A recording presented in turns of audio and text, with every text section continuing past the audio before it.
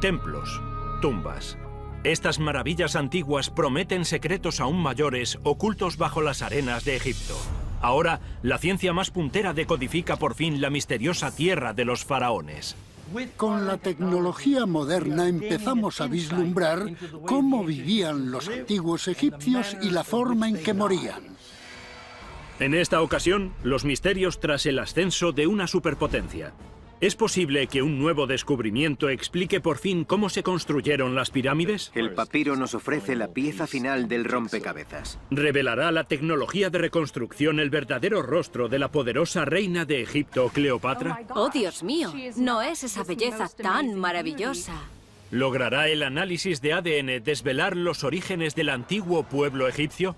Esto es algo que no hemos visto nunca. Esto lo cambia todo. Pistas desenterradas. Indicios perdidos en el pasado reexaminados. Objetos valiosos observados a la luz del siglo XXI.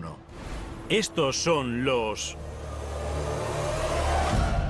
enigmas de Egipto. El antiguo Egipto. Una de las civilizaciones más duraderas de todos los tiempos. A lo largo de más de 3000 años, Egipto florece, convirtiéndose en la primera nación del mundo y en una superpotencia de la antigüedad. Para comprender cómo surge esta gran sociedad, examinamos lo que ha dejado tras de sí. Y no hay un símbolo más potente del poder de esta civilización que las grandes pirámides.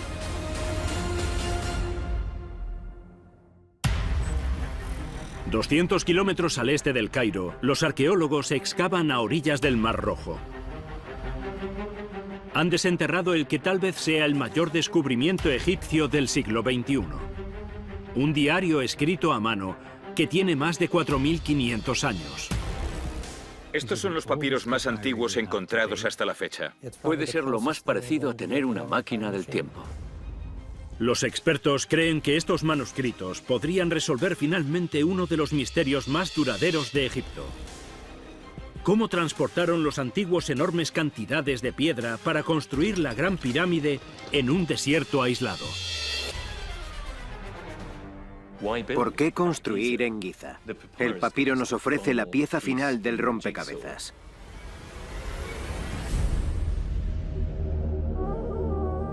La Gran Pirámide. Una proeza magistral de la ingeniería, diseñada para inspirar asombro y admiración a quienes la contemplan. La Gran Pirámide de Giza mide 50 pisos de altura y para los antiguos egipcios simbolizaba la luz del sol representada en piedra. Los egiptólogos ahora saben que lo que vemos hoy es la estructura interna del monumento. Cuando las pirámides conservaban su recubrimiento, eran de un blanco reluciente. Cuando la luz del sol se reflejaba, deslumbraban con un brillo cegador. Bajo las órdenes del gran faraón Keops, comienza la construcción en el año 2580 a.C. y tarda décadas en terminarse. Probablemente participaron entre 20 y 30.000 personas en su construcción. Es algo descomunal. Todavía hoy es la estructura de piedra más grande del mundo. Es la Gran Pirámide. A escasa distancia de la Gran Pirámide se encuentran otras dos. Las tres construidas en un periodo de apenas 70 años. Observamos estas tres montañas de piedra y nos parece imposible que hayan sido construidas. Es algo que no parece posible en este mundo. Los egiptólogos se preguntan cómo pudieron construir los antiguos estas estructuras tan enormes y complejas en pleno desierto. ¿Por qué decidieron construir tan lejos, en un entorno tan inhóspito? Este es uno de los lugares más secos y más calurosos del planeta. La búsqueda de una respuesta ha impulsado décadas de investigación. Sin embargo, hay un misterio que pervive. Los arqueólogos saben hace tiempo que parte de la piedra utilizada en la construcción de las pirámides procede de dos yacimientos remotos: Tura, a unos 24 kilómetros de las pirámides, y Asuán, a la enorme distancia de 800 kilómetros. Los expertos dudan que los antiguos pudiesen arrastrar trineos por el desierto e investigan de qué otra forma podrían haber transportado tanta piedra centenares de kilómetros. Las pistas emergen utilizando una nueva herramienta arqueológica, Imágenes captadas desde el espacio del río Nilo. Las imágenes de satélite han resultado ser una revelación. Pensábamos que el río Nilo está donde está y que siempre había estado ahí.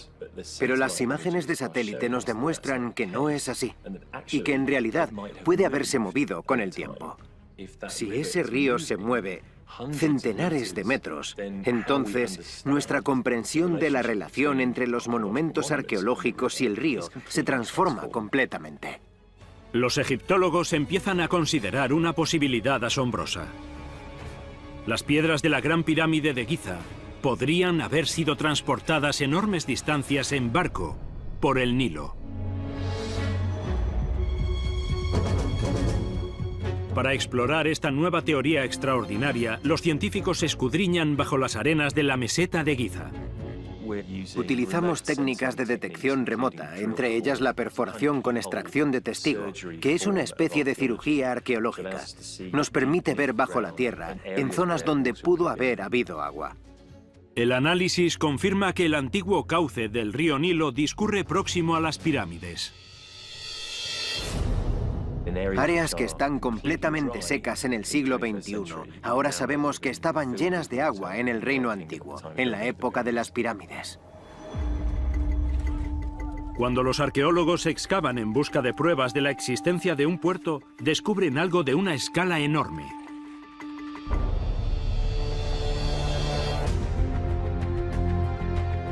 Un puerto que medía aproximadamente 450 metros de largo por 400 de ancho. En aquella época era una propiedad con vistas al mar. El puerto de Giza era probablemente el más grande del mundo entonces. La idea de que existía un puerto en Giza difiere completamente de todas las ideas que hemos tenido hasta ahora.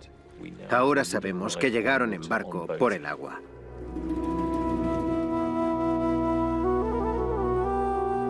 No obstante, si todo esto es cierto, surge otro enigma. ¿Cómo transportaron exactamente los barqueros de las pirámides estos cargamentos de piedras de hasta 10 toneladas, cientos de kilómetros por el Nilo? En 2013 aparece la pieza final del rompecabezas. Al excavar más de 30 cuevas en forma de panal a orillas del Mar Rojo, los arqueólogos descubren manuscritos magníficamente conservados, los papiros más antiguos del mundo. Puede que veamos estatuas de oro o figuras colosales en otros lugares, y que unos fragmentos de papiros no parezcan muy emocionantes, pero lo importante son las palabras. Lo que nos cuentan nos aporta mucho. Traducidas las escrituras, los expertos concluyen que se trata del diario de un hombre llamado Merer, un inspector de transportes que dirige un equipo de 40 miembros que trabajan en la Gran Pirámide. Es el diario cotidiano de una persona que claramente participó en la construcción de las pirámides. Es verdaderamente extraordinario y algo inesperado. Los diarios de Merer revelan con sumo detalle cómo discurría el largo viaje de las piedras de la pirámide desde la cantera. Merer viaja desde el Mar Rojo hacia el oeste, hacia Giza, y se detiene en la zona de Tura, que es un lugar bien conocido por ser cantera de la mejor piedra caliza que se utiliza como capa final, como revestimiento de las pirámides. Confirma que es el Nilo el que hace posible que la piedra llegue hasta la zona, y eso explica por qué Giza es elegida como lugar para la construcción de las pirámides. Como única fuente de primera mano conocida que relata cómo se desarrolló la construcción de las pirámides, estos manuscritos demuestran que sin las aguas del Nilo, uno de los grandes elementos arquitectónicos de la humanidad no habría sido posible.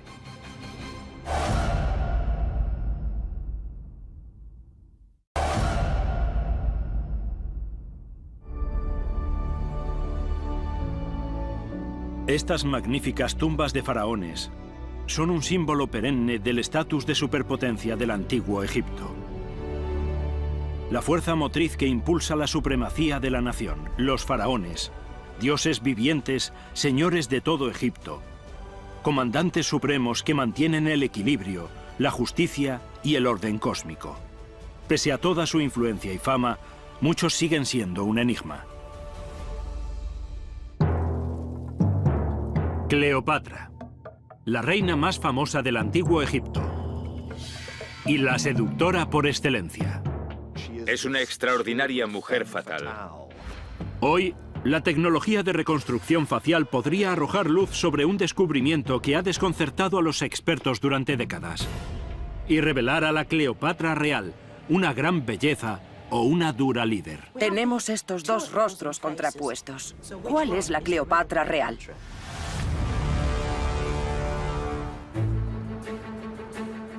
Es el nombre que está en boca de todos, inmortalizada por las actrices más glamurosas del mundo. Cleopatra para nosotros es Elizabeth Taylor. Una mujer muy glamurosa y sensual.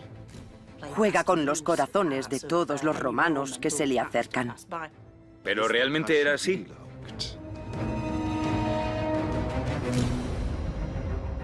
Los caprichos del destino han querido que para los egiptólogos esta no sea una pregunta fácil de responder.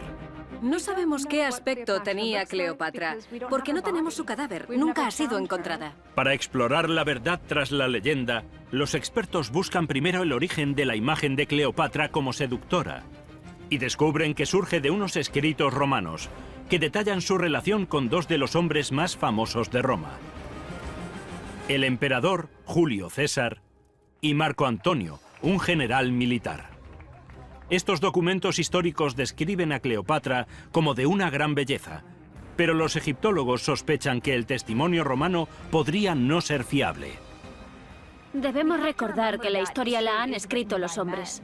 Hay una campaña de propaganda romana contra ella, para representarla simplemente como una seductora. Pero entonces, por pura casualidad, emerge otra pista sobre la apariencia de Cleopatra, que lleva a los investigadores en una dirección completamente diferente. Los expertos redescubren un lote de monedas romanas, olvidadas durante mucho tiempo en una caja fuerte de Newcastle, Inglaterra. Entre esa enorme colección de monedas hay un denario de plata. La moneda se remonta al año 32 antes de nuestra era. Fue acuñada en Armenia, por entonces bajo el control del general romano Marco Antonio. En una cara muestra a Marco Antonio, pero en la otra tenemos una representación de la reina Cleopatra. Tiene la nariz aguileña. Una barbilla agresiva. Masculina, si lo prefieren. No es la Cleopatra que hemos visto en películas y series de televisión. Oh, Dios mío, no es esa belleza tan maravillosa. Los egiptólogos creen que esta representación poco favorecedora de Cleopatra podría evidenciar su exigencia de igualdad con su homólogo masculino. Una imagen que ella misma habría creado. Por una parte tenemos a Marco Antonio, el famoso soldado, y por otra a Cleopatra, igualmente una famosa soldado. Representados como iguales. Ella quiere representarse como la auténtica y genuina soberana de Egipto. La moneda no solo sugiere que el estereotipo moderno de Cleopatra como seductora está muy equivocado, sino también que es una maestra de la propaganda política. Con todo, los expertos tienen un problema. Ni los documentos históricos ni su imagen en las monedas son completamente fiables. Así pues, los egiptólogos han diseñado una técnica innovadora para desvelar cuál era el rostro de la reina más famosa de Egipto.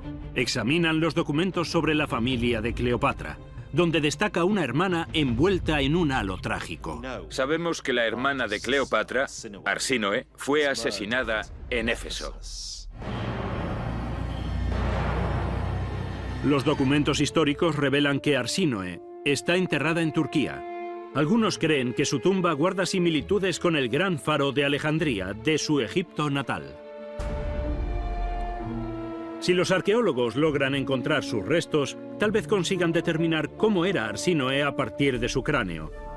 Y a partir de ahí, realizar un retrato fiable de su hermana mayor, Cleopatra. Los expertos reexaminan una tumba de Turquía. Aunque los huesos que contienen fueron descubiertos hace décadas, hace relativamente poco que han considerado la importancia potencial del hallazgo.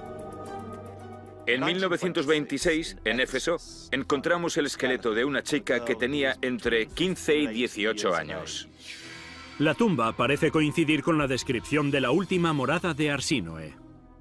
Como la tumba tiene ciertos elementos arquitectónicos que recuerdan a la arquitectura egipcia, se asume que la persona debe ser egipcia. Numerosos investigadores creen que la tumba contiene una conexión extraordinaria con la reina más enigmática de Egipto. Podría perfectamente ser la hermana de Cleopatra. Podría ser Arsínoe. Pero hay un problema con el esqueleto. Desgraciadamente, no conservamos la cabeza. Los arqueólogos investigan los documentos redactados en la época de la excavación con la esperanza de descubrir información sobre el cráneo. Tenemos fotografías, tenemos medidas tomadas en el momento del descubrimiento. A partir de estas medidas, los científicos generan una imagen de la posible hermana de Cleopatra. Utilizando la reconstrucción facial, podemos acumular capas de músculo sobre el hueso y así obtener las indicaciones necesarias para acumular carne sobre el cráneo y de ese modo poder ver cómo habría sido su cara. Si los investigadores están en lo cierto y este es el rostro de la hermana de Cleopatra, este proceso revelará el parecido más preciso con Cleopatra hasta la fecha. Vemos un rostro que es mucho más joven, mucho más femenino que el retrato de la moneda de Cleopatra.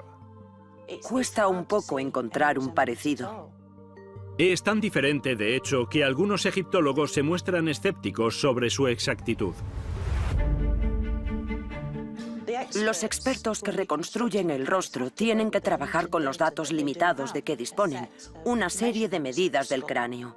Y lo único a lo que pueden aspirar es a crear una imagen parcial. Otros creen que podría surgir un problema incluso mayor: la duda relativa a la identidad de los restos.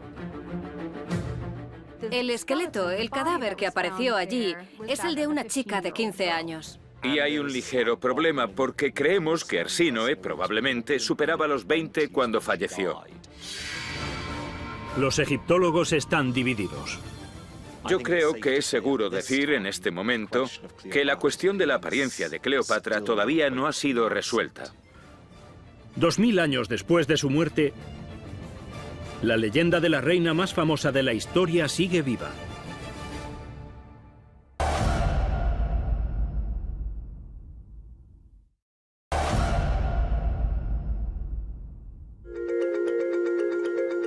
Sea cual sea la verdadera identidad de Cleopatra, sabemos que ella y los faraones que la preceden gobiernan con gran autoridad.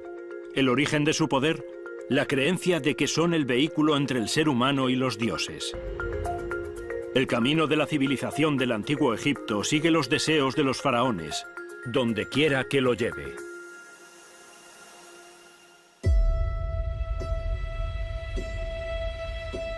Construida por el famoso faraón Akenatón, la utópica ciudad de Amarna es legendaria. Akenatón quiere que sea una ciudad increíble, algo que todo el mundo recuerde. Ahora, un nuevo descubrimiento podría explicar por qué la ciudad fue abandonada menos de 2 décadas después de su construcción y revelar un lado profundamente siniestro del paraíso de Akenatón. ¿Fue Amarna una revolución gloriosa o fue el infierno en la tierra? Año 1350 antes de nuestra era. Un nuevo faraón asciende al trono de Egipto. Su nombre, Amenhotep IV. Amenhotep IV llega y dice: vamos a cambiar radicalmente las cosas. Construye un nuevo orden, empezando por su propia personalidad. Se cambia el nombre por Akenatón. El cambio de nombre es como un cambio de imagen completo. Su nuevo nombre lo convierte en representante directo del dios Sol.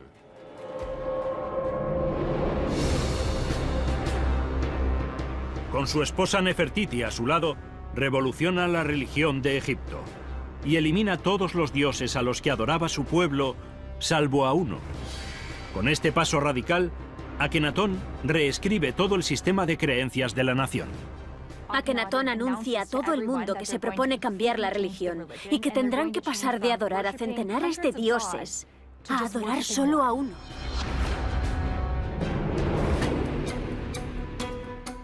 Construye una ciudad entera dedicada a la adoración de este dios único, el Sol. un nuevo epicentro espiritual. Una de las principales manifestaciones físicas de su revolución religiosa es el traslado de la capital religiosa de Egipto desde Tebas a una ciudad denominada Amarna. Es una operación descomunal. Traslada a miles de personas hasta una zona completamente nueva de Egipto, a centenares de kilómetros de las capitales. Durante más de una década, Amarna florece. Es una utopía próspera. Pero entonces, según los documentos, misteriosamente todo se desmorona. Ahora, los egiptólogos intentan averiguar qué desastre pudo haber tenido lugar allí. En busca de pistas, excavan en las ruinas de la ciudad abandonada. A lo largo de más de un siglo, desentierran indicios de una gran riqueza, una opulencia sin parangón. Sabemos que las élites construyeron grandes villas y probablemente llevaban un estilo de vida muy suntuoso. No se reparó en ningún tipo de gasto para la construcción de la ciudad.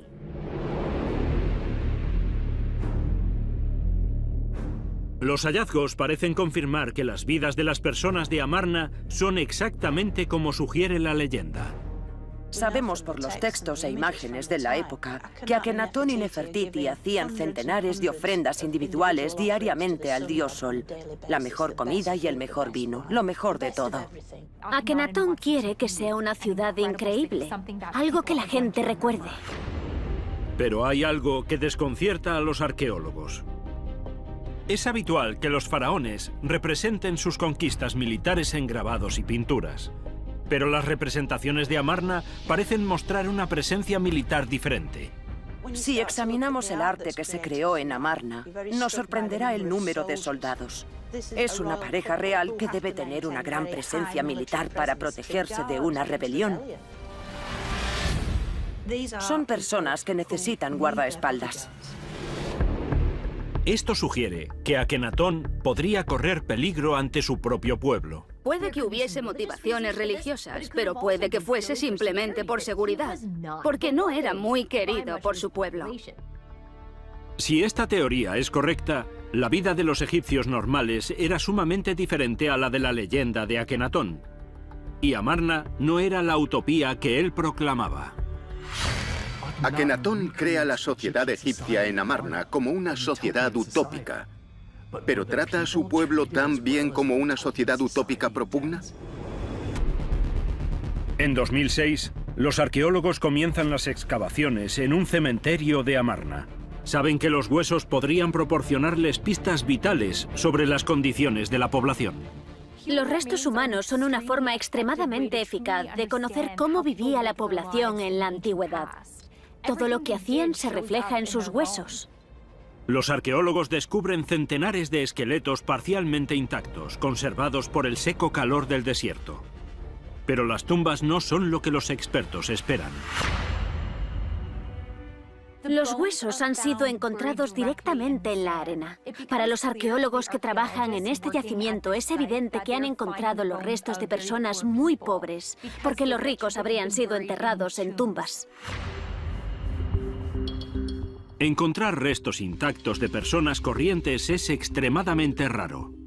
Cuando los expertos examinan el estado de huesos y dientes, encuentran indicios de una catástrofe. No de un desastre natural, hambruna o sequía, sino de algo mucho más siniestro. Los huesos de Amarna nos cuentan una historia terrible. A partir de estos huesos deducimos que los trabajadores de Amarna realizaban un trabajo físico muy duro cada día. No tenían suficiente comida. Presentan abscesos dentales, caries, así que su dieta era pobre. Había mucha anemia. Los niños se enfermaban. La desnutrición era habitual. Entonces, en uno de los templos de Akenatón, los arqueólogos examinan los restos de 1.700 mesas de ofrendas rituales, en su momento consideradas una prueba de la tremenda riqueza de la ciudad. Ahora, los altares de comida apuntan hacia una realidad diferente. Centenares de altares expuestos al sol y al aire, a rebosar de las mejores piezas de carne, de pan, de cerveza, de todas las ofrendas. todo expuesto al sol, para que éste absorba su bondad. Y sin embargo, los obreros que construían este lugar no recibían casi nada. Pensábamos que pretendía crear una especie de sociedad utópica y que trataba a su pueblo muy bien, pero las pruebas no indican eso. Los hallazgos de Amarna están reescribiendo la historia de Akenatón y su legendaria utopía. La arqueología moderna empieza a descubrir al hombre que realmente fue Akenatón. Un dictador, un rey brutal que mataba a su pueblo, trabajando. Tuvo que ser un infierno. Y ahora, los egiptólogos ya tienen una explicación de por qué, cuando Akenatón fallece, su ciudad es abandonada por su pueblo, lo que provocó que los trágicos secretos de Amarna permaneciesen ocultos bajo la arena durante más de 3000 años.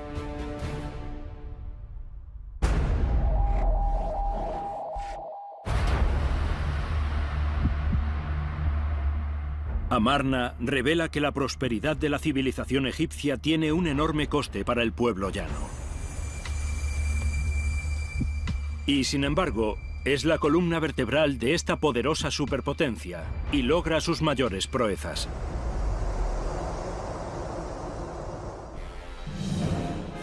Las monumentales pirámides de Giza ocultan un secreto eterno sobre los hombres que las construyeron. ¿Quién hizo el trabajo? ¿Quién movió las piedras? Ahora, una serie de descubrimientos extraordinarios podría arrojar luz finalmente sobre el misterio y revelar si las pirámides fueron construidas por esclavos o por artesanos voluntarios. Es una imagen poderosa que Hollywood ha popularizado. Miles de constructores de pirámides se esfuerzan bajo el sol del desierto, esclavos de un faraón opresor. Los egiptólogos toman esta idea de esclavitud de un historiador de la antigua Grecia, que escribió sobre el faraón de la cuarta dinastía, Keops, el rey que ordena la construcción de la Gran Pirámide. Heródoto nos dice, 2000 años después de la construcción de la Gran Pirámide, que 100.000 personas participaron en su construcción. Heródoto fue el primer historiador. Se le reconoce como el padre de la historia. Vivió en la Edad de Oro de Grecia, viajó por todo el mundo y escribió sobre lo que vio.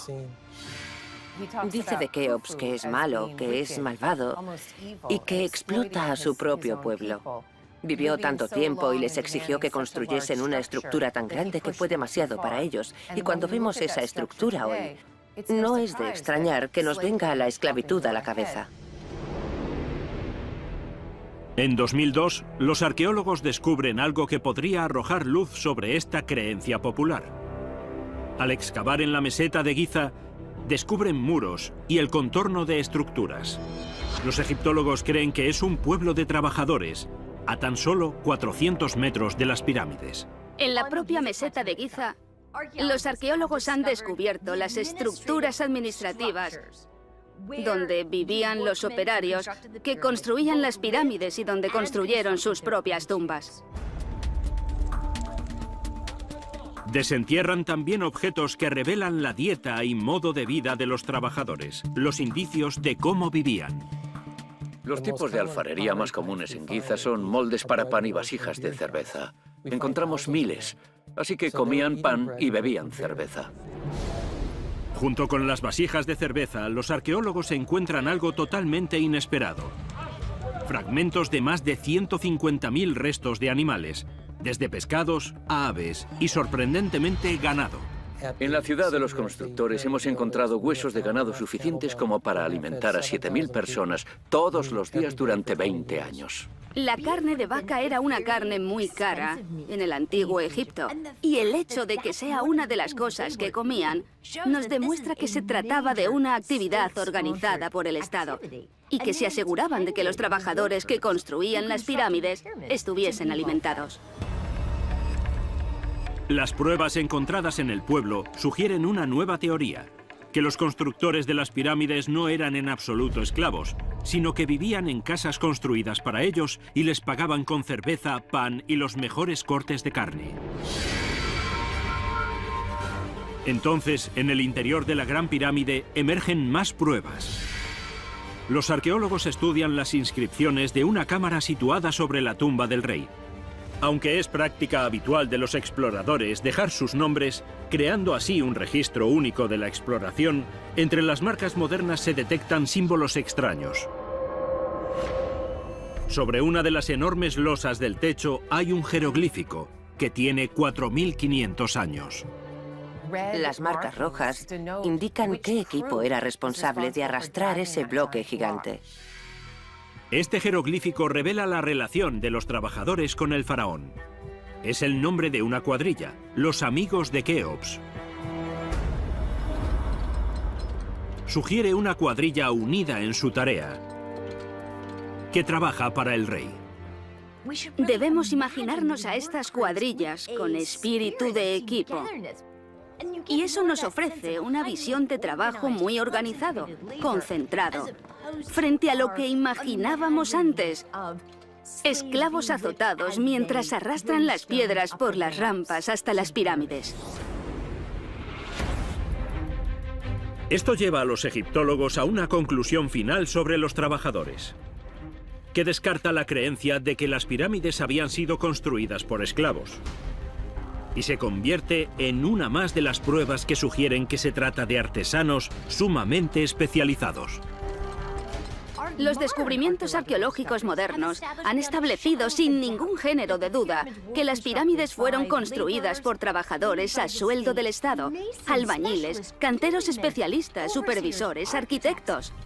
Eso significa que los expertos ahora pueden considerar las pirámides como mucho más que la tumba de un rey. Son monumentos eternos al ingenio y a la habilidad de los hombres que las construyeron. Los trabajadores que participaron en las pirámides sabían que su trabajo perduraría miles de años. Y ese sentimiento de orgullo a la hora de crear tanto la inmortalidad para el rey como un monumento que resistiría miles de años es algo extraordinario.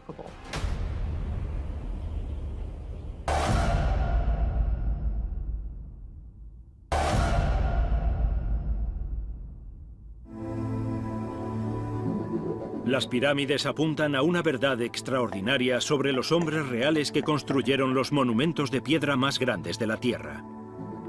Sin embargo, puede revelarse algo más examinando los restos de los propios antiguos. La población del antiguo Egipto es tal vez la más legendaria de la Tierra. Ahora, el análisis de unos restos de 3.000 años de antigüedad podría arrojar luz sobre sus orígenes y responder a una vieja pregunta. ¿Quiénes son los antepasados de los egipcios? El ADN antiguo ya nos está ofreciendo pistas que nos abren las puertas a saber quiénes eran realmente. ¿Cómo consiguió este grupo de personas extraordinarias sentar la base para la creación de una superpotencia? Hace más de 100 años había teorías de que la civilización del antiguo Egipto no era originaria del Valle del Nilo, sino que había sido introducida desde el exterior. Algunos estudiosos creen que esta influencia exterior podría tener su origen en la civilización más antigua, Mesopotamia, en el actual Irak, a más de 1.400 kilómetros de Egipto. Se sugirió que individuos de Mesopotamia llegaron a Egipto y fueron el catalizador que permitió a los egipcios crearse a sí mismos. La teoría sugiere que esta migración desde Oriente tiene lugar antes incluso de la creación de Egipto, hace más de 5.000 años. El problema es que los egiptólogos no encuentran indicio arqueológico alguno que las respalde. En el transcurso de los años, la teoría sobre la llegada de los mesopotámicos se ha descartado. Otra teoría emerge cuando los expertos investigan una dinastía más reciente. Examinan el valle del Alto Nilo y la frontera sur de Egipto. En los 60 y 70 surgió un interés renovado por Nubia. La antigua Nubia se encuentra en la zona sur del desierto del Sáhara, que pertenece a Egipto. Los expertos estudian jeroglíficos nubios que se remontan al año 700 a.C., en busca de indicios de que estos pueblos pudiesen haber emigrado a Egipto. Tenemos inscripciones jeroglíficas que hablan de la conquista de Egipto por los nubios, cuando los africanos negros de Nubia eran los que gobernaban Egipto como faraones de pleno derecho. Las inscripciones muestran que los antiguos egipcios tenían fuertes vínculos con el África subsahariana. Pero sin pruebas biológicas, los expertos todavía no pueden demostrar una conexión ancestral. Consultan los últimos estudios en genealogía y utilizan los datos del análisis de ADN de los egipcios actuales. Investigan con momias encontradas en el siglo XIX en una localidad del norte de Egipto, Abusir el-Melek. Este estudio comprende el examen de 150 momias de este único yacimiento y el análisis de su ADN. Como el origen de las momias comprende un periodo de unos 2000 años, desde el año 1830 a.C., los científicos disponen de un amplio campo de muestreo. Realmente es el primer estudio científicamente creíble que nos dice algo sobre los orígenes de los antiguos egipcios. Pero existe un problema. Cuando se descubrieron las momias, el código genético todavía no se comprendía adecuadamente. Los arqueólogos no se imaginaban que esas momias se analizarían 100 años después. Por tanto, las transportaron a Europa sin protección. Ahora, los expertos creen que podrían estar contaminadas. En aquella época, evidentemente, nadie pensaba en el análisis de ADN. Y todos los que tocaron las momias dejaron restos de ADN. Las muestras contaminadas podrían introducir otros perfiles genéticos en el estudio y alterar los resultados. A pesar de las dificultades, los científicos han aislado el que creen que es el código genético antiguo a partir de núcleos celulares. De las 150 momias analizadas, hemos recuperado ADN de 90 de ellas. Pero solo 3 contenían el genoma completo, el ADN nuclear. La extracción del genoma completo de esas 3 momias es una increíble hazaña científica. Es la primera vez para el antiguo Egipto, y los resultados son sorprendentes. Estos resultados demuestran que durante un periodo bastante prolongado de tiempo llegó población de lo que hoy es Turquía, Siria, Israel y Palestina. Es decir, que llegan de Oriente Próximo a Egipto. Eso significa que las momias de Abusir el-Melek tienen un vínculo genético en el pasado con sus vecinos mediterráneos del este. Pero existe un problema de base. Dado que todas las momias proceden de una sola zona, llegar a conclusiones generalizadas es imposible. Proceden de un único yacimiento del norte de Egipto. Esto no nos dice necesariamente cómo era la población en el sur de Egipto, por ejemplo. A pesar de las complicaciones, es un comienzo prometedor. Y a medida que los genetistas analicen más momias de todos los rincones de Egipto, los resultados ofrecerán una imagen precisa de los patrones migratorios de la antigüedad. Y nos dirán quiénes son los antepasados de los antiguos egipcios de una vez por todas.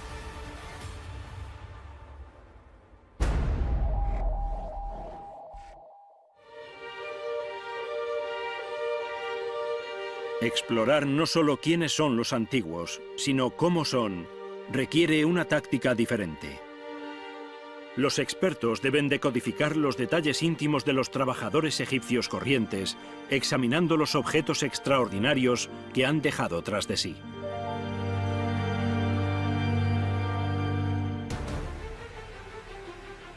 En las proximidades de la necrópolis de Tebas, los arqueólogos desentierran una gran cantidad de archivos antiguos. Aproximadamente unos 100.000 documentos. Quizás sea el pueblo mejor documentado no solo del antiguo Egipto, sino de toda la edad de bronce en el mundo.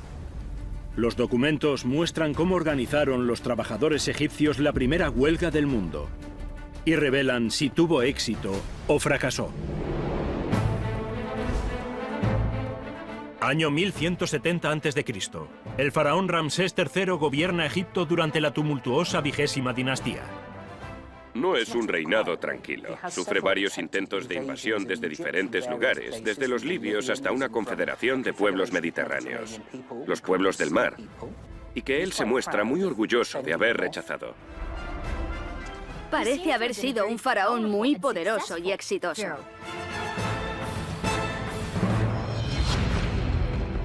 Los expertos se preguntan si este extraordinario éxito militar en el extranjero habría tenido algún coste en casa, en Egipto. Pero sabemos también que hacia el final de su vida, los problemas económicos empezaron a acumularse en Egipto. Mientras los egiptólogos investigan cómo afecta el desplome de la economía al Egipto corriente, emergen nuevas pruebas. En las profundidades del Valle de los Reyes, sepultado en las áridas arenas del desierto, los arqueólogos han desenterrado un pueblo intacto que se remonta a la 20ª dinastía. Lo que descubren en su interior ha sido conservado inmaculadamente por el calor del desierto. La comunidad de Deir el-Medina estaba mucho más adentrada en el desierto que las poblaciones normales. Estaba en la orilla oeste, en la Tierra de los Muertos, en pleno desierto. Y el motivo por el que es tan especial es porque conserva cosas que ya no hay en ningún lugar del planeta. Enterrados entre las ruinas de Deir el-Medina, los arqueólogos han encontrado decenas de miles de documentos, desde órdenes de trabajo a cartas íntimas. Pero lo más importante, documentos jurídicos que nos permiten ver sus preocupaciones y conflictos. Entre los documentos, los expertos recuperan escritos que sugieren que los hombres cobraban directamente un sueldo del faraón Ramsés III. Construían tumbas en el cementerio real de Tebas, a poco más de 1 kilómetro de distancia. Los documentos muestran el elevado estatus social de estos importantes artesanos. Conocían a las grandes élites de Tebas porque hacían ataúdes para ellos y también terminaban sus tumbas. De modo que estos hombres se codeaban con los tebanos más acaudalados, aunque en realidad no eran más que artesanos. Una ulterior investigación revela algo inesperado. Algunos documentos apuntan a una relación tensa entre los artesanos y sus jefes. Durante el reinado de Ramsés III, tenemos pruebas de que los trabajadores de Deir el-Medina no cobraban puntualmente. Y por supuesto, si no te pagan el pan y la cerveza, que es el salario normal literalmente en el antiguo Egipto, ¿cómo vas a trabajar? De modo que los artesanos tomaron cartas en el asunto. La deuda acumulada lleva a la primera huelga conocida de la historia. Exigen que les paguen. Los documentos indican claramente que fueron a la huelga más de una vez. Fue algo que se repitió a lo largo del tiempo, los retrasos en el pago y la negativa a trabajar por eso. Lo que los documentos revelan a continuación es extraordinario. Ni los despiden ni los castigan. Parece que tienen éxito y que el faraón recapacita y les paga. Los egiptólogos creen que esta prueba extraordinaria pone en cuestión si el faraón de la 20ª dinastía ejercía su poder como un dictador. El rey está limitado constitucionalmente por la sociedad, de modo que los límites del poder regio son muy reales, incluso en el antiguo Egipto, a pesar de la percepción que tenemos de que el rey era una especie de dictador. El cúmulo de documentos encontrados en Deir el-Medina nos ofrece una imagen detallada de las personas que construyeron el antiguo Egipto. Aunque el mundo del antiguo Egipto difiere bastante del nuestro, son seres humanos. Y las dificultades humanas, las emociones, las preocupaciones por la vida cotidiana, por ganarse la vida, por dar de comer a su familia o por el amor, todas cobran vida en estos documentos. Es un descubrimiento que reformula la relación entre el trabajador normal y su faraón. Y redefine a esta superpotencia egipcia como una nación funcional, completa, con sus conflictos y conquistas. Como cualquier nación actual. That's it, Brian?